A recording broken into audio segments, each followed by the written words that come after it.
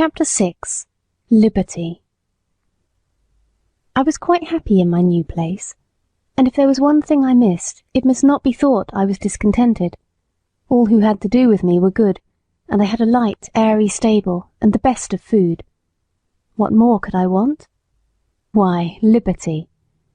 For 3 years and a half of my life, I had had all the liberty I could wish for, but now, week after week, month after month, and no doubt year after year, I must stand up in a stable night and day, except when I am wanted, and then I must be just as steady and quiet as any old horse who has worked 20 years. Straps here and straps there, a bit in my mouth and blinkers over my eyes. Now, I'm not complaining, for I know it must be so.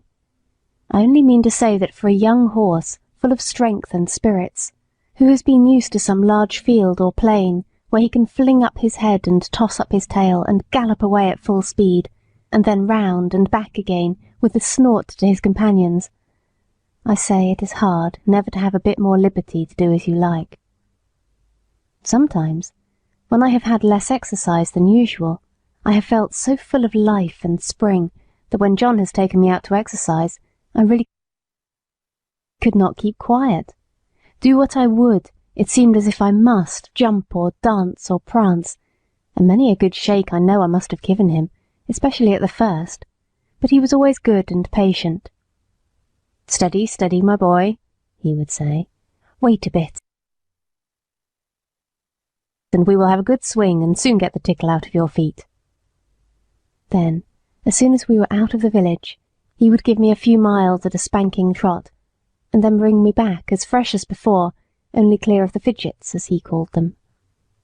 Spirited horses, when not enough exercised, are often called skittish, when it is only play, and some grooms will punish them, but our John did not. He knew it was only high spirits. Still, he had his own ways of making me understand by the tone of his voice or the touch of the rein.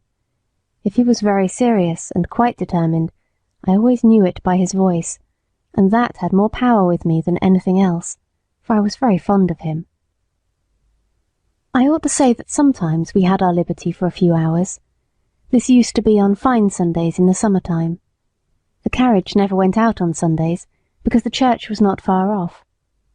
It was a great treat to us to be turned out into the home paddock or the old orchard. The grass was so cool and soft to our feet, the air so sweet, and the freedom to do as we liked was so pleasant. To gallop, to lie down and roll over on our backs, or to nibble the sweet grass.